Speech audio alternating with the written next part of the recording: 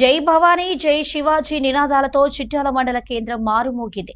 మరాఠా సామ్రాజ్య స్థాపకుడు, హైందవ ధర్మ రక్షకుడు ఛత్రపతి శివాజీ మహారాజ్ 396వ జయంతి వేడుకలను చిట్యాలలో అత్యంత వైభవంగా నిర్వహించారు.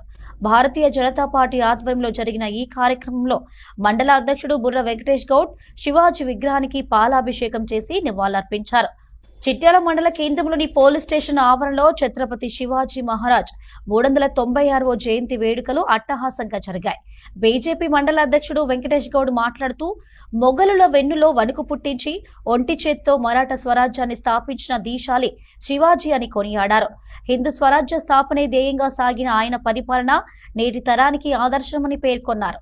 ఆ మహనీయుడి ధైర్య సాహసాలను స్ఫూర్తిగా తీసుకుని ప్రతి ఒక్కరూ ముందుకు సాగాలని ఆయన పిలుపునిచ్చారు.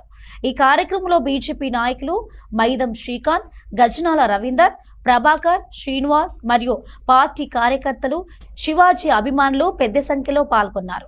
ఛత్రపతి శివాజీ మహారాజ్ గారి 396వ జయంతి సందర్భంగా భారతీయ జనతా పార్టీ ఆధ్వర్యంలో ఈరోజు ఘనంగా ఆయన జయంతిని జరుపుకోవడం జరిగింది.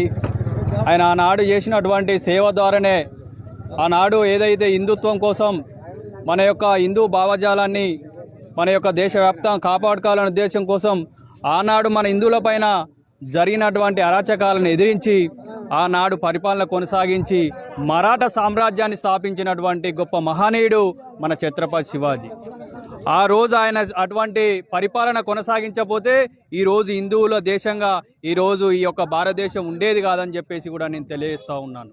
ఆనాడు ఆయన చేసినటువంటి పరిపాలన ఏదైతే హిందూ సమాజం కోసం, ఏదైతే మరాఠా సామ్రాజ్యం కోసం ఆయన పోరాటాలు చేసి ఆ రోజున పరిపాలన కొనసాగించి ఏ విధంగా పరిపాలన కొనసాగించాలి, ఒక స్త్రీని ఏ విధంగా గౌరవించాలి, ఏ విధంగా మన యొక్క సంస్కృతి సంప్రదాయాలను కాపాడుకోవాలని చాటి చెప్పిన గొప్ప మహనీయుడు ఛత్రపతి శివాజీ. ఆయనను అందరూ కూడా భారతదేశంలో ఉన్నటువంటి ఈరోజు ఒక భారతదేశ వ్యాప్తంగా హిందువులకు పెద్ద పండుగ అని చెప్పేసి కూడా నేను తెలియజేస్తున్నాను. ఆయన మన భారతదేశంలో జన్మించడం భారతీయులు చేసుకున్నటువంటి గొప్ప అదృష్టం అని చెప్పేసి కూడా నేను ఈ యొక్క ఈ జయంతి సందర్భంగా తెలియజేస్తున్నాను. మనందరం కూడా హిందువులందరూ కూడా ఆయనను ఆదర్శంగా తీసుకొని మన యొక్క సంస్కృతి సంప్రదాయాలను మనం ప్రపంచ నలుమూలలా చాటి చెప్పాలని చెప్పేసి కూడా నేను తెలియజేస్తూ